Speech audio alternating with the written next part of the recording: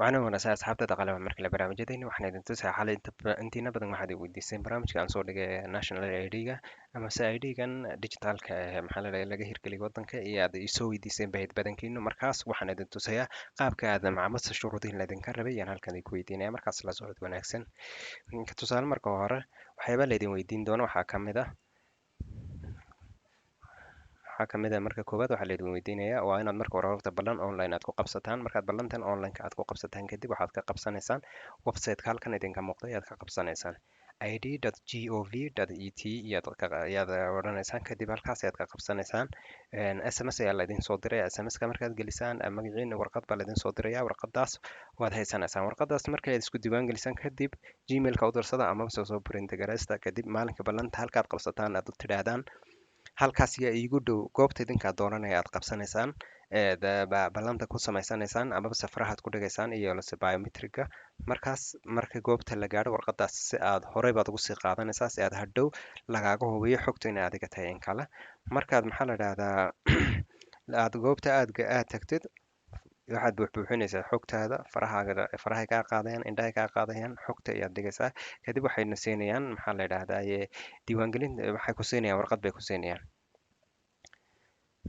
waxyaabaha lagaa raba amase lagaaga baahan yahay markaad goobta aad gaadho si faraha lagaaga qaadayo indhaha waxaa kamid ah iminka tusaale waxyaabahan hoos ku qoran ayaa kamid ah iminka tusaale aqoonsi oo kale ayaa loo baahan yahay inaad matawqa aad haysatid nuucu doona ha ahaado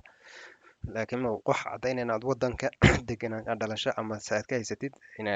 inaad haysatid weeyaan oo qof muwaadin aad tahay in kale ayaa la kala xaqiijinaya tan labaad waa inaad haysatid laysanka gaadhiga ama wadada gaadhiga haddaad haysatid isaga lafteeda waa caadi oo way aqbalayaan way qaataan midda saddexaad baasboorka weeyaan haddaad baasboor haysatid lafteeda waa caadi oo way kaa qaadayaan oo ay kugu diiwaangelinayaan xogtaada tan afraadna waa kaadhkan aad ku bixisid cashuurta amase la yidhahda tax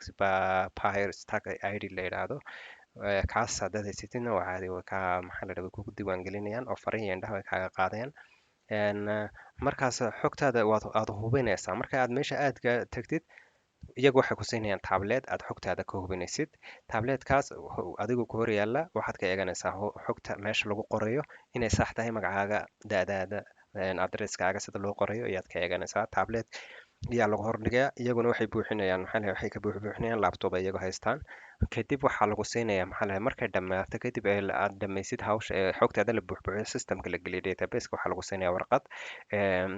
faraha indhaha marka laga qaado waxaa lagu siinayaa warqad sawirkaaga ku yaal iyo la safarahaaga iyo indhahaaga iyo sawirka warqadaad ku yaal warqada waa inaad haysatid meel aad ku haysatid sababtoo ah waa warqadaad ID-ga hadhow aad ku qaadanaysa markuu kuu soo dhaco marka aad maxaa la lagu diiwaan geliyo kadib waxaa kuu soo dhacaysa fariin gaaban ayaa mobilkaaga ugu soo dhacaysa fariinta waxaa ku qoran ID numberkaaga oo ka kooban 12 digit waxaa la yidhahdaa FIDO ID waana number ka kooban 12 digit waana numberka ID-gaaga rasmiga ah aad hadda kadib aad haysanaysid markaad meel tagtid numberkaasaad way u sheegaysaa marka tusaale haddaad airline-ka tagtid waxay ku baahatid numberkaad u sheegaysaa way gelinayaan way eegayaan inaa adiga taiwanayaan sidoo kale immigrationada meelaha maxaa la revenuega taxiga ama dakhliga meel walba markaad tagaysid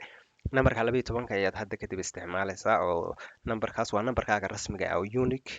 ID number ayaa la yidhaahdaa kaas ayaa isticmaalaysaa sideed u eeganaysaa markuu kan kusoo gaadho numberka 12 digita kadib markuu kusoo gaadho qaabkee baad u eeganaysaa halkan aan nagu tusinaya marka hore waa inaad lahaataan maxaa la dhahaa telebir super appka la yidhaahdo waa inaad lahaataan marka telebirka aad gashaan kadib maxaa la yidhahdaa halkan ayaad taabanaysaan ay ku qoran tahay apps ay ku qoran tahay appsiga markaad tagtaan kadib wuxuu kuu soo saarayaa applicationada korka ka muuqda oo kuu soo saarayaa halkaasay ku qorantay national ID-ga ayaad imanaysaa national ID-ga markaad kalik tidhaahdin wuxuu kuu soo saarayaa maxaa la dhahdaa waxaad halkan ayaad gelinaysaan halkan gal aniga anigu qoray markaas halkan aad galaysaan markaad halkaa gashaan kadib waxaad nii soo baxay pageka kale ayaa soo baxay pageka markuu sidaa u soo baxay kadib numberkii 12 ahaa ee nii sheegay marka dhawatay unique ID-ga numberka la yidhaahdo ayaa halkan gelinaysaa waa kaas afar digit waa ka geliyay 4 halkaasaad gelinaysaa numberka lagu siiyey shirkadu kuu soo diraysa marka maxaa la dhahdaa aad diiwaan gelisid isdiiwaan gelisay warqadda gacanta lagaa saaro ama inuu markaa kusoo gaadho waa laga yaabaa inuu muddo kadib kusoo gaadhana waa laga yaabaa kadib saasaad u gelinaysaa marka halkan gelisid kadib